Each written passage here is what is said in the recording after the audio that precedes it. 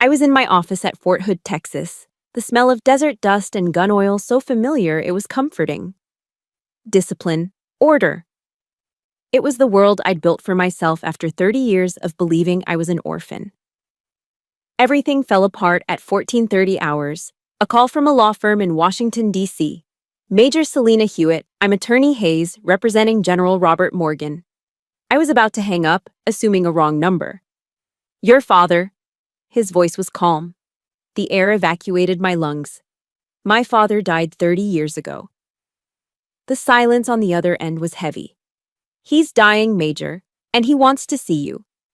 Just before I could respond, another voice, younger, angrier, cut in on the line. My father is delirious. Don't come. You have no part here. Is that clear? The click of the hang-up echoed like a gunshot. I didn't just have a father. I had an enemy. The dial tone hummed in the sudden, deafening silence of my office. I didn't slam the phone down. I didn't sweep the perfectly aligned reports off my desk. I placed the receiver back in its cradle with a slow, deliberate precision that belied the Category 5 hurricane tearing through my insides. My knuckles were white where I gripped the edge of the steel government issue desk. I focused on my breathing. Inhale for 4, hold for 4, exhale for 4.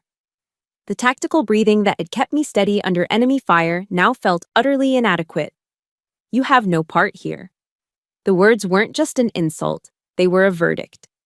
A judgment passed down from a life I never knew, by a man whose voice was slick with the entitlement of the Washington elite. For 30 years, my identity had been forged in the stark reality of state-run homes and the unforgiving crucible of the U.S. Army. I was Major Hewitt, a soldier who had earned her rank, her respect, her very existence, through nothing but grit and performance. I had no part in anything because I had built every part of myself, from scratch. That voice on the phone hadn't just threatened me, it had tried to erase me. A cold, familiar anger began to uncoil in my gut. It wasn't the hot, explosive rage that leads to mistakes. It was a glacial fury, the kind that sharpens the mind and steadies the hand. It was the anger that had pushed me to run faster, shoot straighter, and study harder than any of the cadets at West Point who had last names that opened doors. A memory surfaced, the voice of my first tactical officer, a grizzled colonel who seemed ancient to me then. Hewitt, he'd barked during a field exercise. In the fog of war, decisive action, even if it's wrong, is better than no action at all. This was the fog of war, and I was done being a ghost. My personal laptop was an old, rugged Panasonic Toughbook, built for the field.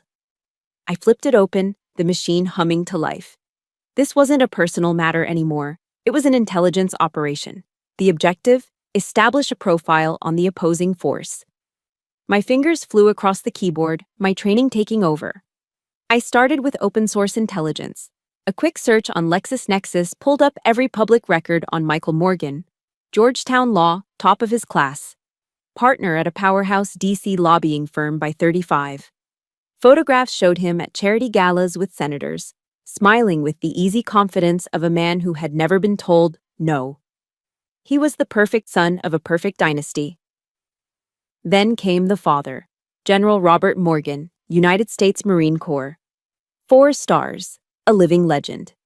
His official biography read like a chapter of American military history. Silver Star, multiple Purple Hearts. Countless articles in the Washington Post and the New York Times lauded his strategic brilliance and unwavering integrity. He was a titan, a man who had shaped policy and commanded legions, and he was, apparently, my father. The pieces clicked into place, forming a bleak mosaic of power and influence. I wasn't up against a resentful brother I'd never met. I was up against the entire architecture of a legacy. Michael wasn't just protecting a dying man. He was protecting an institution, a carefully curated history that had no room for a bastard daughter from the Texas Plains. He was guarding the family name, and I was the threat that had to be neutralized. The thought sent another surge of icy resolve through me. I stood up and walked to the small footlocker that served as my only real piece of furniture besides the desk and chair. It had followed me from every duty station since basic training. It held everything that defined me. My dog tags, My first marksmanship medal, a worn copy of Meditations by Marcus Aurelius. And at the very bottom, a small lacquered wooden box no bigger than my hand. I hadn't opened it in years. Inside, there was only a single, faded Polaroid. A young woman with my eyes smiling, holding a baby wrapped in a yellow blanket. Me. On the back, in faded blue ink, was a looping script. For my SGM, stay safe, SGM. For my entire life, those initials had been a mystery, a breadcrumb from a past I couldn't reach. But now they burned with the intensity of a flare in the dark. Selena Grace Morgan. It wasn't a demand, it was proof. Proof that I existed, that I was acknowledged, even if it was just on the back of a 3x3-inch piece of paper locked in a box. It was all the justification I needed. I wasn't a claimant looking for a handout. I had a claim to the truth. That, at least, was my birthright. I closed the box, my decision made. The fog was clearing. I knew the mission.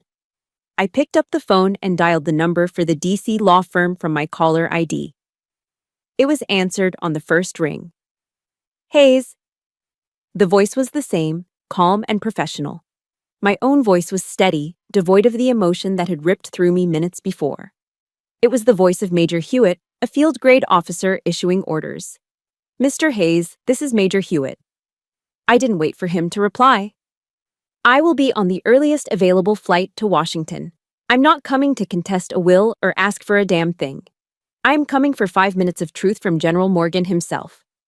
I let that hang in the air for a second, a clear statement of intent.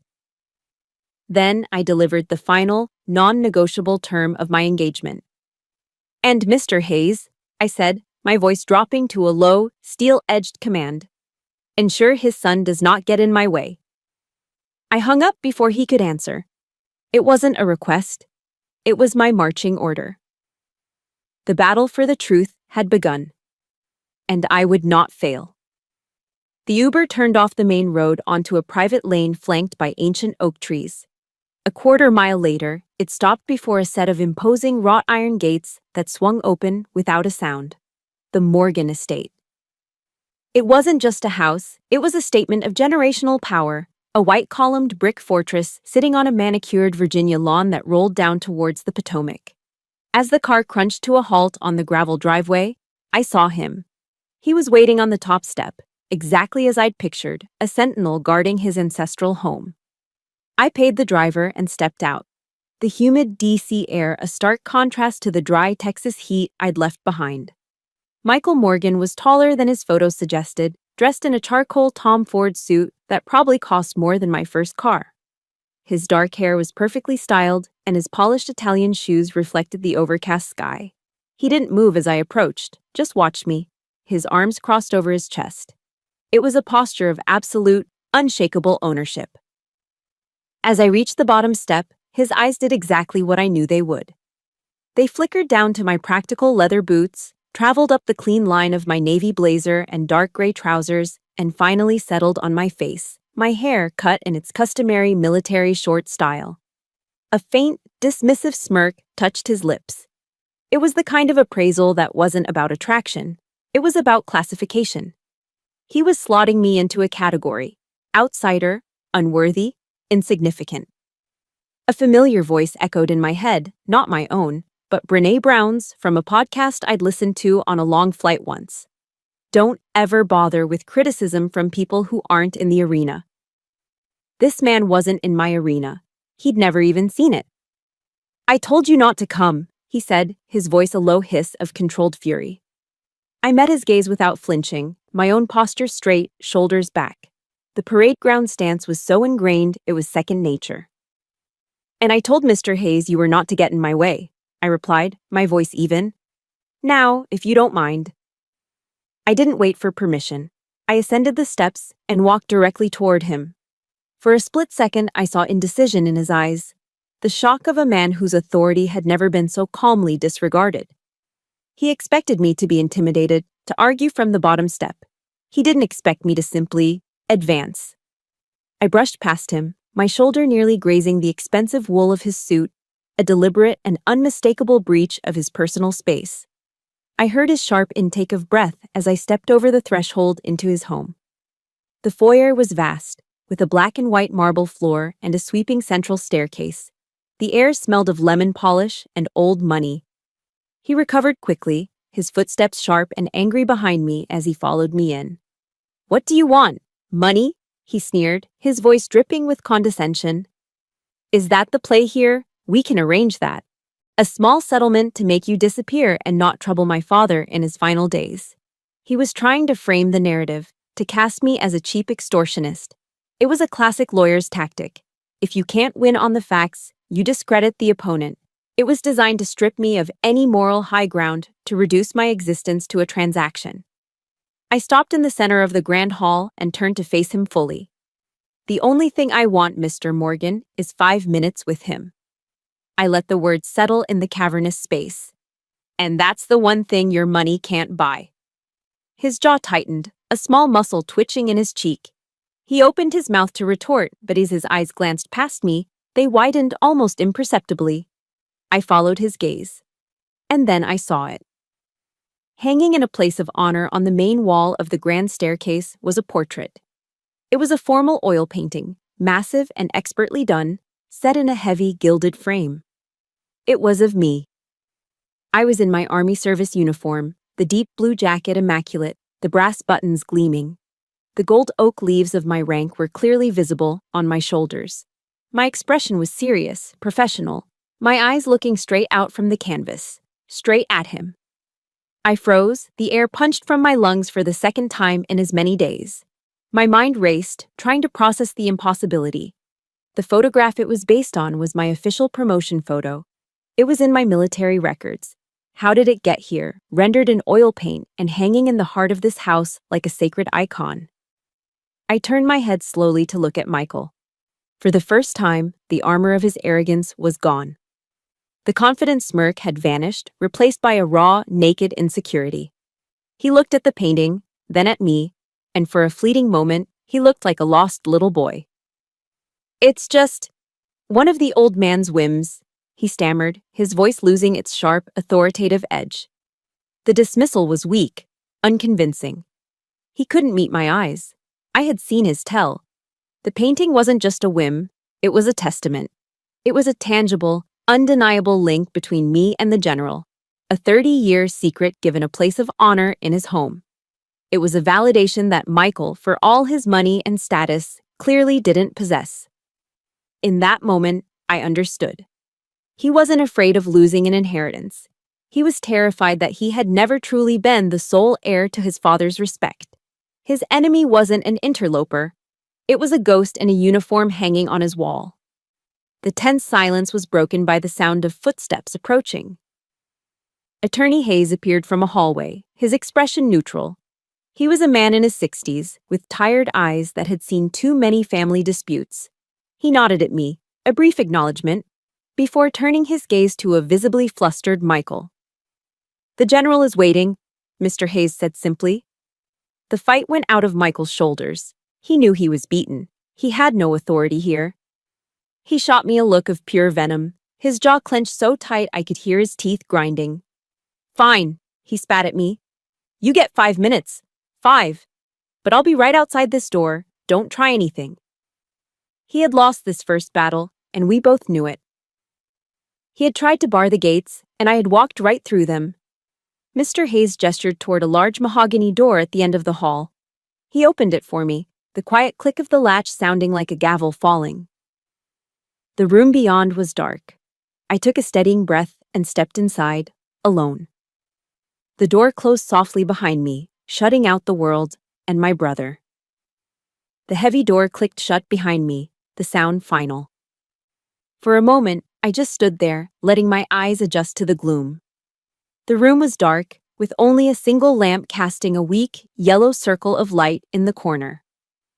The air was thick with the sterile, chemical smell of antiseptic and sickness, layered over the faint, musty scent of old books and dust. It was the smell of a life drawing to a close. From my position by the door, I could feel the oppressive presence of Michael on the other side, a silent, hateful weight against the wood. A prison guard for a 5-minute sentence. The only sound in the room was the soft, rhythmic beep of a heart monitor and the quiet hiss of an oxygen concentrator. A 30-year silence between a father and a daughter had been replaced by the sterile hum of medical machinery. My training kicked in, an automatic defense mechanism. I did a quick, sweeping reconnaissance of the space. It was a master bedroom, but it had been converted into a hospital ward. A top-of-the-line Hillrom Care Assist ES bed dominated the center of the room. An IV stand stood beside it, a clear bag of saline dripping methodically into a tube. The room was a battlefield, and the man in the bed was losing the war against time. He was smaller than I ever could have imagined. The photographs, the newsreels, the portrait hanging on his staircase, they all depicted a titan, a man with a commander's presence. The figure propped up against the pillows was a shrunken effigy of that legend. His skin was pale and thin. A strategic map of purple veins stretched over a landscape of bone. A fallen giant. But his eyes, even from across the room, they were not the eyes of a defeated man. They were weary, yes, but they were still sharp. They were a general's eyes. And they were fixed on me, tracking my every move as I walked slowly toward the bed. I stopped a few feet away, my hands held loosely at my sides in a posture of parade rest. The silence stretched, thick and heavy with the weight of unspoken decades. What do you say to the ghost who created you? His hand, frail and spotted with age, moved on the blanket. It was a gesture that seemed to require immense effort. When he spoke, his voice was a dry, papery whisper, the sound of rustling leaves. Selena. He paused, taking a shallow breath. You have your mother's eyes. The words should have been a comfort. They should have been a bridge. Instead, they were a spark on a short fuse. To be recognized, to have that single feature connecting me to a woman I never knew acknowledged by the man who had denied me everything else. It didn't soothe the wound. It ripped it wide open. It proved he knew. He remembered. And he still did nothing. The iron control I'd maintained since that first phone call began to fracture. Why? The word came out colder and sharper than I intended. I kept my voice low, a blade meant for one target. Why did you abandon me? Why did you let me grow up in foster homes, in institutions, believing I had no one in this world? I had prepared myself for a denial. I had braced for silence. I had even considered that he might not know who I was. I was not prepared for the answer he gave. He drew another ragged breath, his gaze unwavering. Because you were safer without me, he rasped. The words were quiet, but they hit me with the force of a physical blow. Safer if you were a ghost. A ghost. The word hung in the air, nonsensical and cruel. All the anger I had suppressed, all the pain I had disciplined into silence, churned inside me. It was an explanation that explained nothing. It was an insult disguised as a reason. Safer? I took a step closer, my hands clenching into fists at my sides. Safer from what? From a family? From a name? From knowing who you are. You owe me more than a riddle. You owe me a clear and direct answer, General.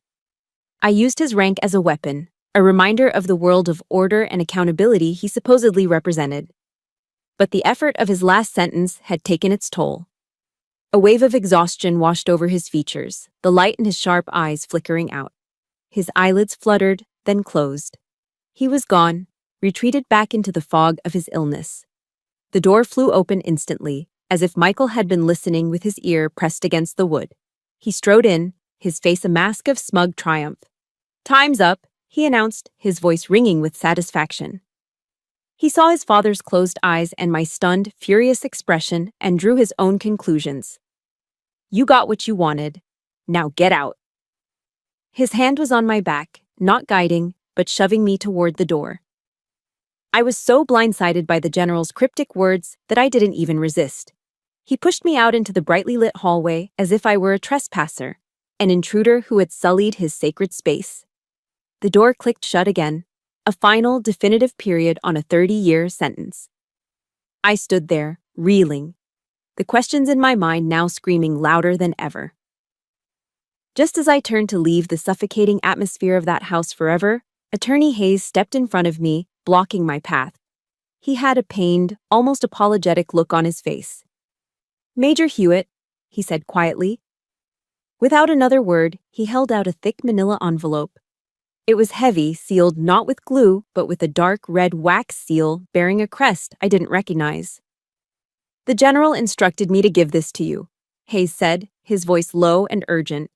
He leaned in slightly, his eyes flicking down the long hallway toward Michael, who was now watching us with narrowed, suspicious eyes. "For you," Hayes emphasized, "and you alone." His specific instructions were that you were to receive it only after you had spoken with him. I took the envelope from his hand. It felt less like a document and more like a weapon. Its weight was substantial, filled with the answers my father had refused to give. And from the way Michael was glaring at it from 50 feet away, his jaw clenched in a knot of fury, he knew it too. This envelope was the next battlefield. I clutched it to my side. A line from a Bible a kind foster family had given me years ago surfaced in my memory.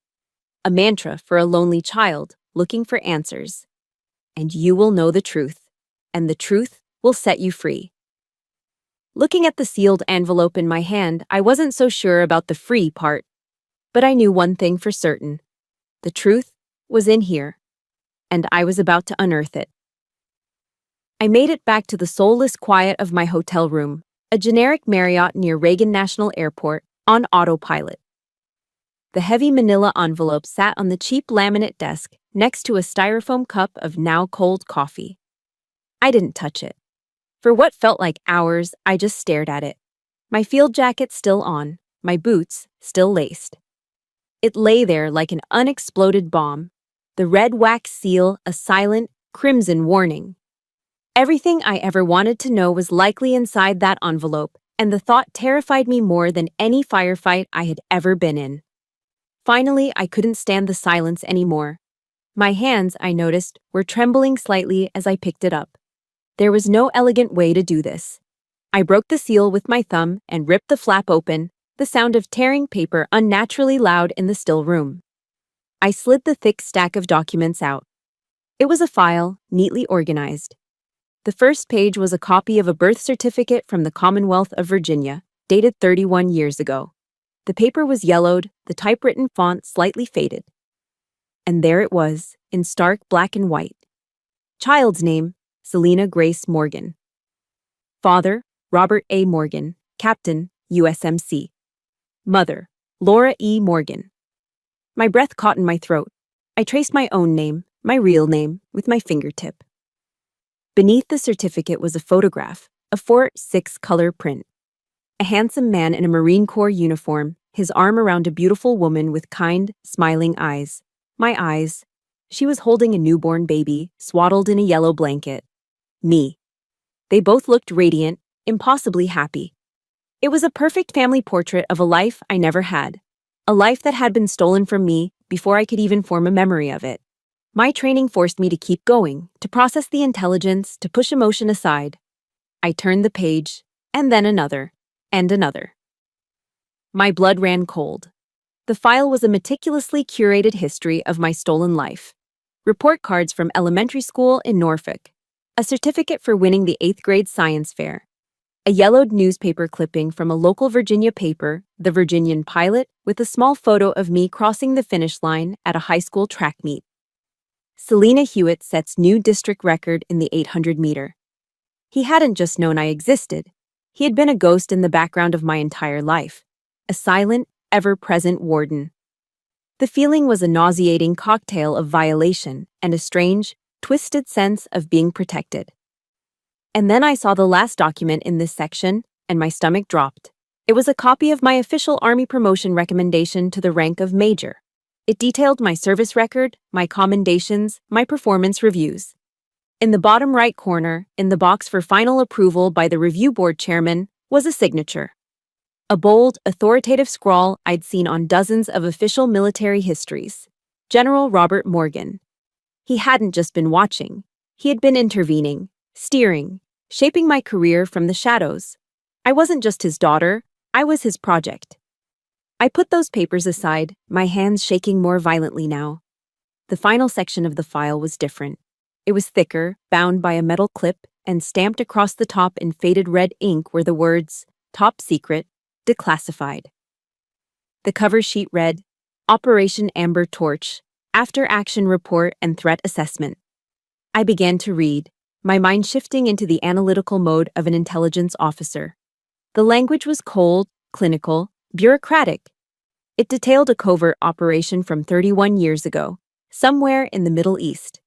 It spoke of high-value targets, counterintelligence, and local assets. It mentioned my father, then a colonel, as the commanding officer. The mission was a success, but it had repercussions. The report detailed a credible and extreme threat from a radical splinter group, not against the U.S. government, but a personal vendetta against the officers who had led the operation. It was a kill list. My eyes scanned the lines, my heart hammering against my ribs. I saw her name before I was ready for it. Laura E. Morgan, wife of Call. Robert Morgan, civilian casualty. The official report of a single-vehicle automobile accident is a cover. Forensic evidence confirms targeted assassination. A wave of nausea washed over me. My mother. She hadn't died in an accident. She had been murdered. And then I read the next line, the one that changed everything. Primary secondary target identified, Selena G. Morgan, infant daughter. Threat assessment, imminent and unavoidable. I had to stand up. I paced the small room from the window overlooking the airport runway to the door and back again, the document clutched in my hand. He hadn't left her. She had been taken from him. And I was next. I forced myself to sit on the edge of the bed and read the final page. It was a recommendation memo written on official Department of Defense letterhead. My eyes scanned the words, but my brain refused to process their meaning. Proposal. To neutralize the ongoing threat against the sole remaining dependent, it is recommended that a staged termination event be executed for subject SGM. SGM, Selena Grace Morgan. A falsified death certificate will be entered into the official record. Subject will then be placed into the state foster care system under a new, untraceable identity. This action provides the highest probability of long-term survival for the subject. The world tilted on its axis. The clinical detached language was a smokescreen for an unthinkable horror. A staged termination event, a fake death certificate, a new identity. My father hadn't abandoned me. He buried me. To save my life, he had agreed to a plan that erased my existence. He had signed off on the death of his own daughter on paper, mourned a wife who was murdered, and then watched from an impossible distance as his only child grew up believing she was an orphan. The truth wasn't a simple, selfish act of abandonment. It was a monstrous, impossible choice, a sacrifice so profound it bordered on insanity. The pain of being left behind was nothing compared to this. This was the agony of being erased. I wasn't an abandoned child. I was a survivor of my own death. The papers slipped from my numb fingers, scattering across the cheap hotel carpet. The life I knew, the discipline, the order. It was all a lie, a carefully constructed stage for a play I never knew I was in. Discovering a secret that completely rewrites your past is a uniquely disorienting kind of pain. It feels like the floor has literally dropped out from beneath you. If you've ever felt that shock of a family truth coming to light, please support this story by hitting the like button. And if you feel comfortable, just comment, "I understand" below, so we know we're not alone in these moments. I sank to my knees amidst the wreckage of my identity, my real life and my stolen one spread out all around me. The anger I had felt toward him, the cold resolve, it all evaporated, replaced by a hollow, aching grief so vast it felt like it could swallow me whole. I didn't call ahead. I simply took another Uber back to the Arlington estate, the file of declassified documents sitting on the seat beside me like a silent passenger. The hollow grief that had consumed me in the hotel room had solidified into a new kind of purpose. I wasn't the same woman who had walked into this house hours earlier, bristling with anger and a demand for justice. The truth I had found was far more complex than justice. It demanded something else entirely. It demanded understanding. When the heavy front door opened, it was Michael again. His face, already etched with suspicion, darkened into a thunderous scowl when he saw me. He tried to block the doorway with his body. "What the hell are you doing back here?" he growled. "You had your 5 minutes." I looked at him, truly looked at him, and for the first time I felt a flicker of something other than contempt. I felt a sliver of pity. He was a man standing guard over a history he didn't even fully understand. "I need to see his study," I said. My voice was quiet, stripped of the military authority I'd used before. It was just a statement. "Absolutely not," he spat, his voice rising. "That is his private space. You have no right." "My mother was murdered," I cut him off, the words hanging in the air between us, cold and sharp. "I was terminated on paper to keep me alive. I think that buys me every right in this house." His face went pale. The words hit him like a physical shock, robbing him of his bluster. He stared at me, his mouth slightly agape, processing the raw data of a truth he had clearly never been privy to. Before he could form a response, Mr. Hayes appeared behind him, placing a gentle but firm hand on his shoulder. "She's right, Michael," the lawyer said, his voice weary but resolute. "This is her legacy, too. Let her pass." Michael stumbled back, defeated not by my anger, but by the sheer weight of a truth he couldn't fight. He looked from me to Hayes, his eyes wide with confusion and a dawning horror. He was no longer the gatekeeper. He was just another ghost in this house of secrets. Mr. Hayes led me down a quiet, wood-paneled hallway to a door I hadn't noticed before. He unlocked it and pushed it open, but he didn't follow me inside. "Take all the time you need, Major," he said softly, then pulled the door almost completely shut, leaving me in the silence. The general's study was not the office of a warrior. It was a shrine. The room was lined with floor-to-ceiling bookshelves, and the air smelled of old paper, leather, and pipe tobacco. But instead of framed medals and pictures with presidents, the walls were covered with maps. Not battlefield maps of foreign countries, but satellite topographical maps of Fort Hood, Texas, Fort Bragg, North Carolina, even a detailed map of a small, dusty corner of Afghanistan. Every place I had ever been stationed. Small red pins were stuck into specific locations. My barracks, my command posts. My eyes scanned the bookshelves. I saw the landmark Thucydides, On War by Clausewitz, the classics I expected. But sitting right beside them were dozens of books on the history of the U.S. Army, not the Marine Corps.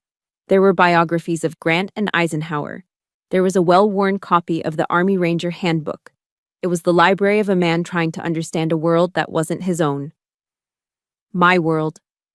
Then I saw the glass-fronted cabinet in the corner. My legs felt weak, and I had to place a hand on the back of a leather armchair to steady myself. It wasn't filled with military honors. It was filled with my life. A pair of tiny, worn pink ballet slippers from a recital I barely remembered.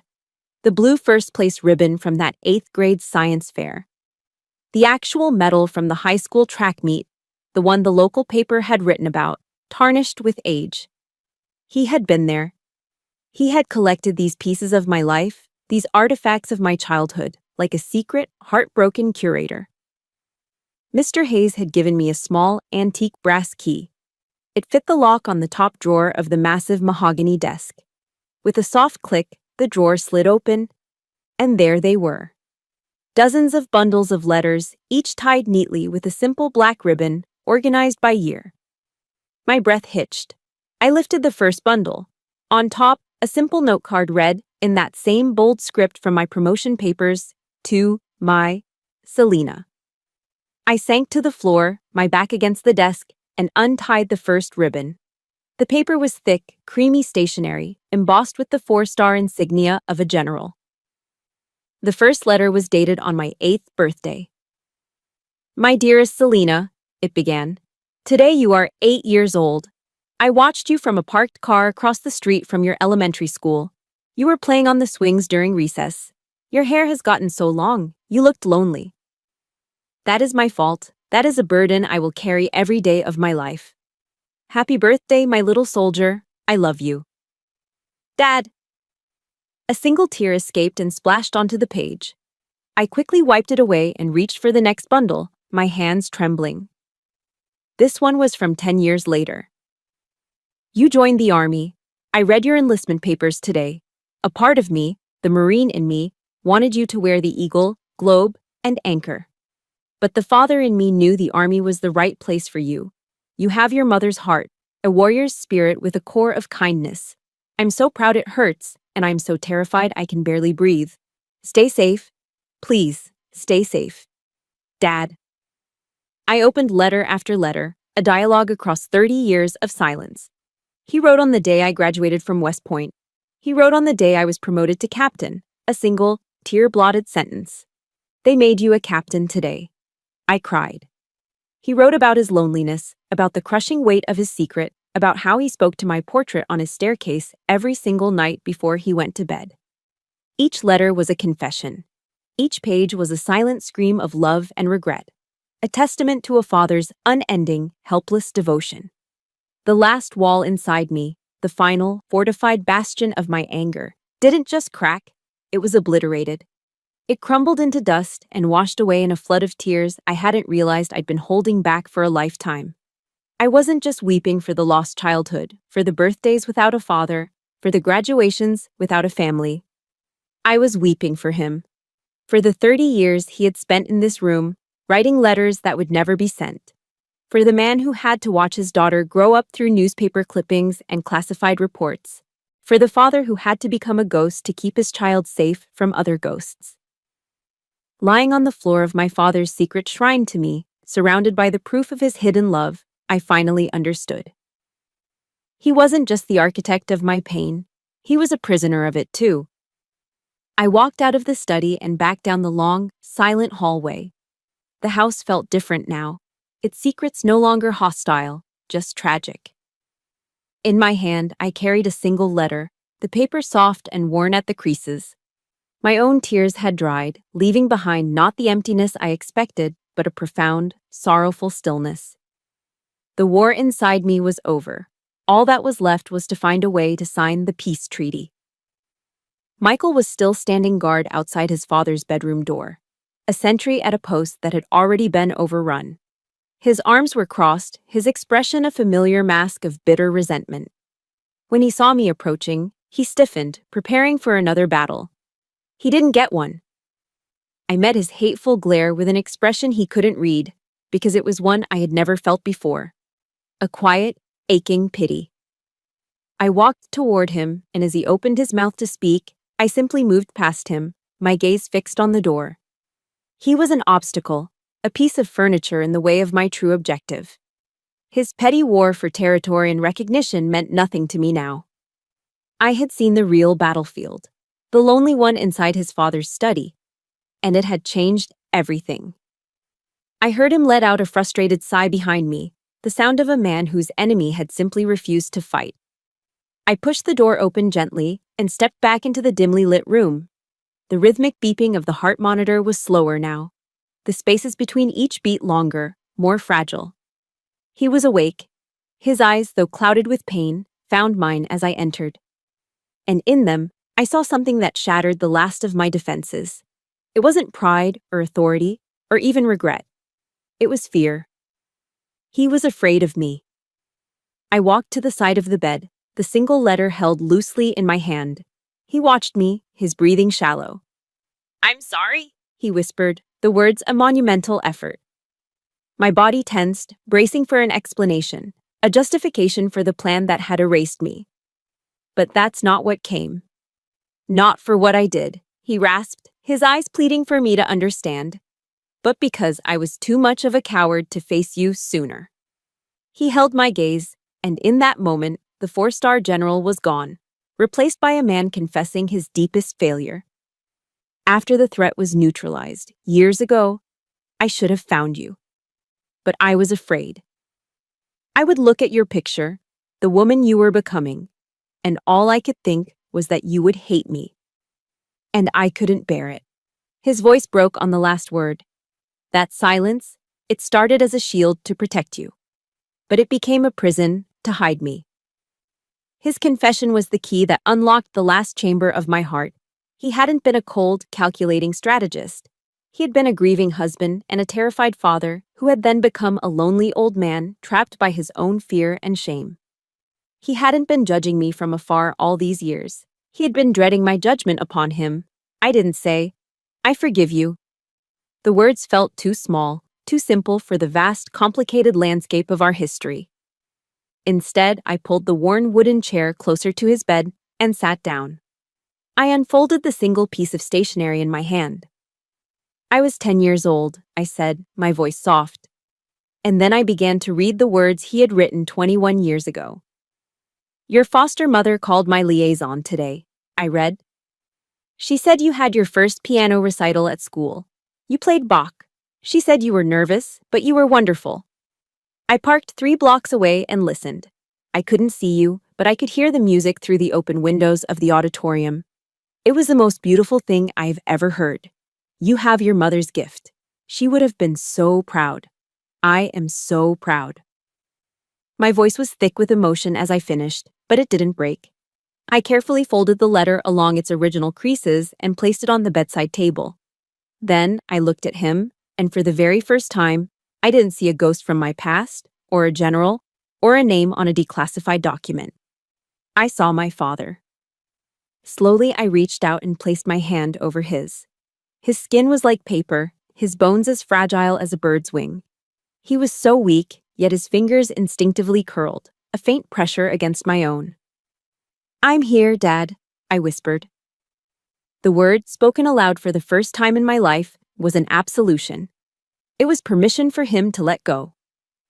A wave of profound peace washed over his face, smoothing the lines of pain and fear. A faint, genuine smile touched his lips, the first I had ever seen. The weight of his 30-year vigil seemed to lift from his frail shoulders. I watched. He whispered, his eyes locking with mine, a final transmission from a soul preparing for its last journey. I watched every ceremony, every salute. I was there. Those were his last words. As he spoke them, his eyes never left mine, and I watched as the last flicker of light, the last ember of his long, tormented love, faded into stillness. The rhythmic beep of the monitor beside me faltered and then surrendered to a single, unbroken tone that filled the quiet room. I didn't cry. I didn't move. I just sat there, holding my father's hand as it grew cool in mine, a soldier standing watch until the end of the mission. We had found our peace, together. After a few moments, the door opened softly. Mr. Hayes stepped in. He looked at the silent monitor, at my hand still covering the general's, and his face was a mask of gentle sorrow. He didn't offer condolences or platitudes. He simply walked to the foot of the bed where a wooden case rested. He opened it and took out a perfectly crisply folded American flag, the kind given to the families of fallen service members. He walked over and held it out to me. "He wanted you to have this," he said, his voice thick with unspoken emotion. He pressed the heavy symbolic triangle of stars and stripes into my free hand. "He said you earned it." The funeral of General Robert Morgan was an exercise in solemn military pageantry. Arlington National Cemetery was a sea of perfectly manicured green hills, dotted with endless rows of stark white headstones. The sky was a high, overcast gray, and a cool breeze rustled the leaves of the ancient oaks, as if the nation itself were sighing in mourning. High-ranking officers from every branch of the service were in attendance, their uniforms a somber rainbow of blues, whites, and greens. Senators and congressmen stood with practiced gravity, their faces arranged in masks of respectful sorrow. I was there, too. I stood apart from the main gathering, positioned under the shade of a large maple tree on a nearby hill. I wore my own Army service uniform, the dark blue jacket pressed, the brass shined to a mirror finish. From my vantage point, I was just another anonymous officer paying her respects to a fallen giant of the military. I was a secret hidden in plain sight. Down below, in the front row of seats reserved for family, sat Michael. He was the very picture of the grieving son, flanked by distant cousins and elderly aunts I had never seen before. They were a tableau of a family united in sorrow, a perfect curated image for the photographers discreetly snapping pictures for the society pages. I watched them, but I felt nothing. Not anger, not jealousy, just a profound, hollow emptiness. The peace I had made with my father was a private treaty, a classified document. To the rest of the world, I didn't exist, and even in his death, that secret was being kept. The Marine Corps Honor Guard performed their duties with flawless precision. The casket team carried the flag-draped coffin with crisp, synchronized movements. The crack of the 21-gun salute echoed across the hills, a sharp, percussive heartbeat of a nation's gratitude. The mournful, lonely notes of taps, played by a single bugler, hung in the air, a sound that never failed to pierce through my soldier's armor. Then Michael stood and walked to the podium to deliver the eulogy. He held a piece of paper, but he barely glanced at it. His voice, amplified by a small microphone, was steady and rich with emotion that sounded almost genuine. He spoke of honor, of duty, of a life dedicated to service. He told anecdotes of his father teaching him to fish, of the general's quiet strength and unwavering moral compass. It was a beautiful speech, perfectly crafted to bring a tear to the eye. And then he said the words that turned my emptiness into cold, hard steel. But above all else, Michael said, his voice thick with feigned sincerity, my father was a family man.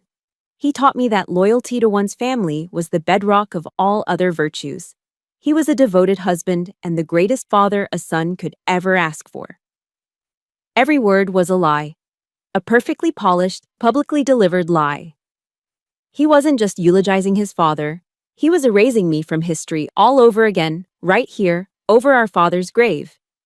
He was cementing his own narrative, the clean, pristine version of the Morgan legacy, free from the inconvenient truth of me. The anger that rose in me wasn't the hot, messy rage of before. It was a cold, quiet fury. My enemy wasn't a jealous, insecure brother. He was a fraud, a man so dedicated to his own perfect image that he would desecrate the complex, painful truth of his father's life to protect it. After the service, as the honor guard meticulously folded the flag that had covered the casket, the crowd began to disperse. They offered their condolences to Michael, shaking his hand, patting his shoulder. He accepted their sympathy with a somber, dignified grace that was utterly nauseating.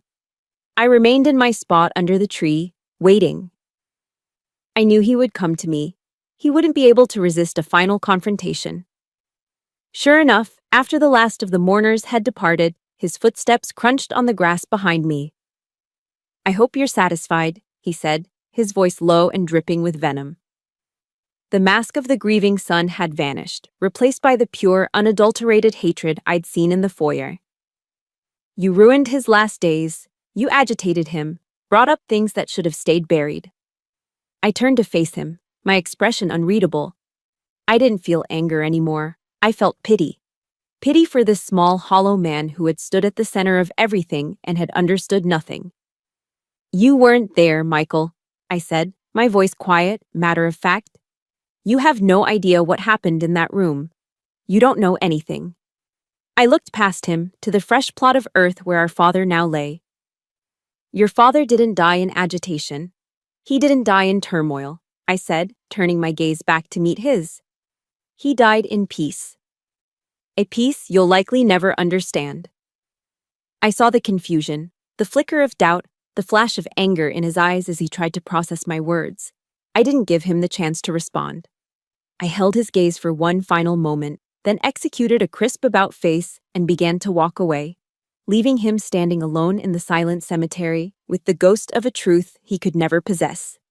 My stride was even, my back straight. I had almost reached the main gate when I heard my name called. It was Mr. Hayes, hurrying to catch up with me. Major, he said, slightly out of breath. One last thing. He held out his hand. Resting in his palm was a small black flash drive. The general recorded this for you about a week ago, he explained, pressing it into my hand. He was very specific. He wanted you to be the last one to hear it. I looked down at the small piece of plastic and metal. It was the final piece of the puzzle. Not a message from the past, but a directive for the future. My journey to Washington was over, but my father's story, and my part in it, was not. It was just beginning. That night, back in the sterile anonymity of my hotel room, the black flash drive felt heavier than a grenade in my hand. It was the last piece of intelligence, the final sealed order from a commander who was already gone. I sat on the edge of the stiff hotel bed, took a deep breath, and plugged the drive into my laptop. A single video file appeared on the screen. I clicked it. The image flickered to life, and there he was. My father. He was sitting in the armchair in his study, the one I had leaned on just days before. He was frail, the collar of his button-down shirt loose around his thin neck, but his eyes were clear and fiercely determined. This wasn't the dying man from the hospital bed. This was the general, reporting for his final duty. The video was shot from a static camera on his desk, giving it the intimate, stark feel of a confession. He didn't waste time on pleasantries. He looked directly into the camera, as if he could see me sitting there. "Selena," he began, his voice raspy but firm. "If you are watching this, then I am gone. And it means the last 30 years of silence are finally over." He paused, gathering his strength. "I made a vow of silence to protect you. A tactical decision in a war you never knew you were fighting. But over the years, that vow became a burden heavier than any enemy I ever faced on the battlefield. I've learned, too late, that true honor isn't about hiding your mistakes. It's about owning them." He leaned forward slightly, his gaze intense. A great general, George Patton, once said that the measure of success is not the position one has reached in life, but the obstacles one has overcome. By that measure, Selena, you are the most successful person I have ever known. But the greatest obstacle in your life was me. The words were direct, unflinching. He wasn't making excuses. He was taking responsibility. "I was wrong, Selena," he said. And for the first time, his voice cracked, the sound of a dam breaking after a lifetime of pressure. "I stole your family. I stole your name. I can never give you back the years we lost, the life you should have had with your mother and me. I can't fix that." He took a moment, his eyes glistening. "But I can give you something else." He went on to explain. Years ago, using his pension and savings, he had quietly established a private charitable foundation, a scholarship fund. He'd worked with Mr. Hayes to set up the legal framework, to fund it, to create its mission.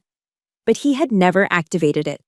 It had remained dormant, a secret plan waiting for its activation code. He was too afraid that any public activity associated with his name would somehow create a trail that could lead back to me, putting me in danger all over again.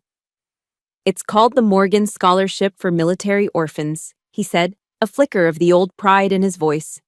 "It's for children like you, children of service members who have been left behind, who have to navigate the world alone. I wanted to give them the support, the chance, that I couldn't give you." He looked down at his hands, then back up at the camera, his eyes locking with mine one last time. "My real legacy isn't the stars on my shoulders or the citations in a frame," he concluded, his voice growing quiet, imbued with a profound finality. "It's what we do with the broken pieces, how we turn the battles we've lost into victories for someone else. I want you to take over this foundation, Selena. I want you to lead it. Turn our pain into hope for other kids who started out just like you. Build something better from the wreckage I made." He leaned back in his chair, a look of exhaustion and release on his face. "That's how you truly come home." The video ended. The screen went black. I sat there in the silent hotel room, the glow of the laptop casting long shadows on the wall. The silence was different this time. It wasn't empty. It was full. Full of understanding, of grief, of a strange and powerful sense of purpose. Tears streamed down my face, but they weren't tears of sorrow or anger. They were tears of release. This wasn't forgiveness being asked for or granted. This was a mission being passed on, a legacy being entrusted. He had given me the one thing I never knew I needed. Not an apology for the past, but a purpose for the future. I didn't sleep that night. I sat and watched the planes take off and land at the airport, their lights blinking in the dark. By the time the first gray light of dawn broke over the Washington Monument in the distance, my mind was clear. the fog of war was gone for good. I picked up my phone, but I didn't call the airline to book a flight back to Texas. I scrolled through my recent calls and found the number for Mr. Hayes. He answered on the second ring, his voice alert despite the early hour. "Hayes." "Mr. Hayes, it's Selena." My voice was different. It wasn't the cold, hard voice of Major Hewitt. It wasn't the choked, emotional voice of a grieving daughter. It was something new. It was a voice of command, yes, but it was tempered with a quiet authority that came from a place of deep certainty. "I need all the documentation for the scholarship fund sent to my email immediately," I said. "And I need you to arrange a meeting with the Board of Trustees as soon as possible. I'll be taking over as president." There was a pause on the other end of the line, and I could almost hear the old lawyer's smile. "Of course, Major. And under what name shall I make the arrangements?" I didn't hesitate. "Morgan," I said. "Selena G. Morgan." It was the first time I'd ever spoken the name aloud. It felt like coming home. The vow of silence had finally been broken, and my new life had just begun. The first set of documents Mr. Hayes emailed me weren't financial statements or legal charters. They were architectural blueprints and contribution records for a property in Norfolk, Virginia. My heart skipped a beat when I saw the address. I knew it instantly. It was the address of the St. Jude's Home for Children, the institution where I'd spent the most formative years of my childhood. Instead of flying back to Texas, I rented a car and drove south from D.C., down the long, flat stretch of I-95. The journey was a quiet, reflective pilgrimage back to the starting point of my life. But when I arrived, the place I remembered was gone. The old, grim brick building with its perpetually peeling paint and chain-link fence had been replaced.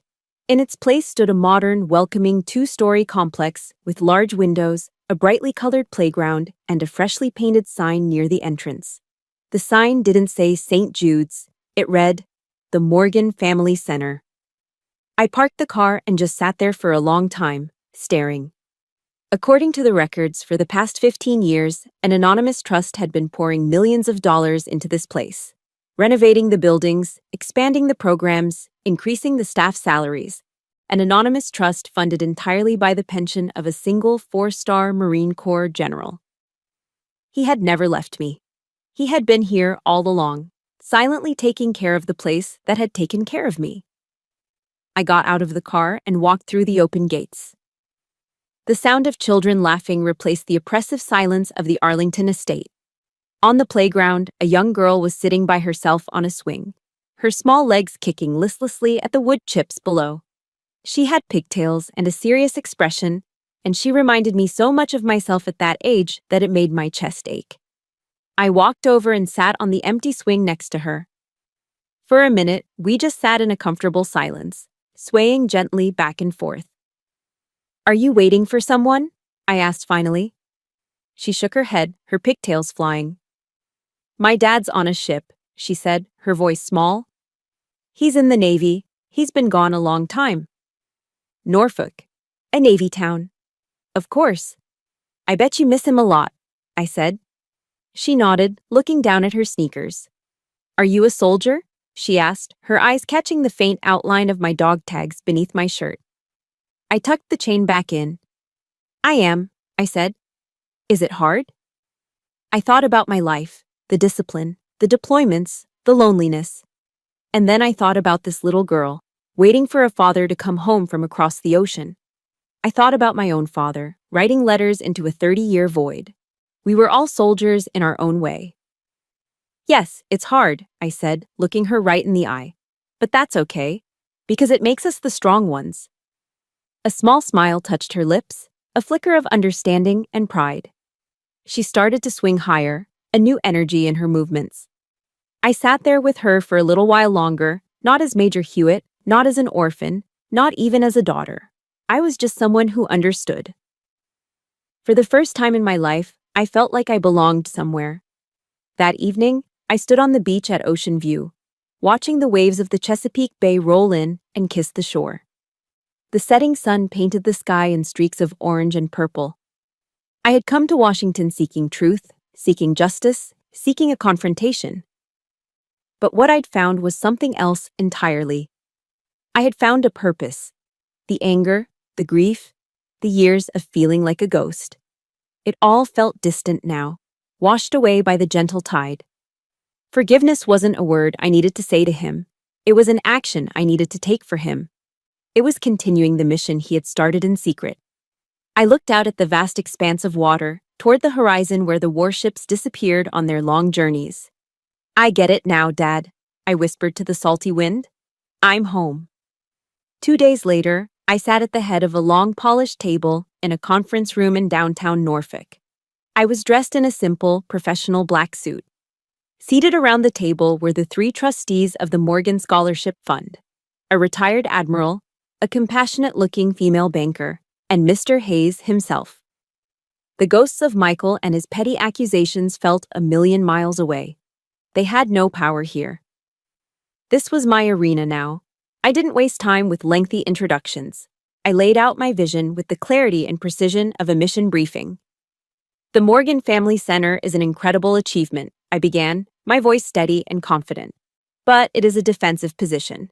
It's time for us to go on the offensive. I'm proposing an expansion. Phase 1 will be the creation of a mentorship program. We will partner with the local military commands, Navy, Army, Air Force, to pair active duty and retired service members with every child in this program. These kids don't just need a place to live, they need role models who understand the unique pressures of a military life. I continued, outlining plans for educational grants, for career counseling, for a network of support that would follow these children long after they left the center. I worked with the focus and unrelenting drive of a soldier on the most important mission of her life, because it was. As I spoke, I could see the initial skepticism on the faces of the trustees melt away, replaced by a growing sense of excitement and inspiration. They weren't just listening to a plan, they were listening to a daughter finally taking command of her father's true legacy. 1 year later, I stood on a podium in the newly built auditorium of the Morgan Family Center in Norfolk. The room was packed, filled with the hopeful energy of military families, the restless excitement of children, and the quiet dignity of fellow service members. I was in my Army uniform, the same one I had worn as a silent observer at my father's funeral. But today I wore it differently. It no longer felt like armor. It felt like a part of who I was. A soldier, a leader, and now, a healer. I looked out at the sea of faces, the first class of the Morgan Scholarship recipients and their families, and I felt a sense of peace so profound it was almost overwhelming. When I stepped up to the microphone, a comfortable silence fell over the room. There was no prepared speech on the lectern in front of me, only a few notes I had jotted down on an index card. "Good afternoon," I began, my voice clear and steady, amplified by the speakers but still feeling intimate. A little over a year ago, my life changed forever. I learned that the story I had told myself about who I was, about where I came from, was not the whole story. I discovered I had a father, a decorated general, a man who, for reasons I couldn't understand, had been a ghost in my life. I paused, letting the weight of that sink in. My first instinct was anger. I felt betrayed. I felt erased. I came to Washington, D.C. armed for a fight, ready to demand answers for a lifetime of silence. And I found them. But the answers were not what I expected. I told them my story. Not all the classified details, but the heart of it. I spoke of my mother's murder, of the impossible choice my father had faced. I spoke of his profound, secret love and his profound, human mistake. I told the story not with bitterness, but with a deep and abiding compassion that had taken me a year to fully understand. My father, General Robert Morgan, taught me many lessons from afar, I said, my gaze sweeping across the young faces in the front row. He taught me the value of discipline, of service, of earning your place in the world. But the final and most important military lesson he ever taught me was this. The greatest courage is not found in winning a war on the battlefield. It's found in the quiet, terrifying moment you admit you were wrong. And the greatest honor is dedicating the rest of your life to making it right. This foundation, this center, these scholarships, this was his attempt to make it right. It is the legacy not of a general, but of a father. a legacy of turning pain into purpose. I looked out at them, my heart full. And it is my profound honor to carry that mission forward. When I finished, the room erupted in applause. Later, during a small reception in the main hall, people came up to share their stories. A young Marine whose son had just received a scholarship. A Gold Star wife thanking me for creating the mentorship program. In the middle of it all, a young man in a crisp Navy JROTC uniform approached me, his expression serious and respectful. "Major Morgan," he asked, his voice earnest. "That was an incredible story. But I have a question, if that's okay." "Of course," I smiled. Did you ever really forgive him?" The question was honest, direct, and deserved an equally honest answer. I thought for a moment, not about the pain or the anger, but about the peace I felt standing in that room. "I did," I answered softly. "It wasn't easy, and it didn't happen overnight. But I realized something crucial along the way. Forgiveness wasn't a gift I was giving him. It was a gift I was giving myself." I looked at the young cadet, hoping he would truly hear me. "It was the key that unlocked me from the prison of the past. It's what allowed me to be free." He nodded slowly, a look of profound understanding on his young face. "Thank you, ma'am," he said, and saluted. The next day, my journey came full circle. I drove back up to Arlington, the sky a brilliant, cloudless blue.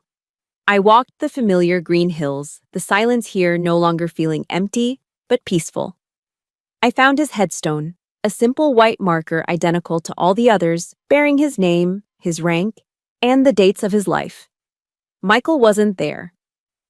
I hadn't seen or heard from him in a year. His war was his own to fight.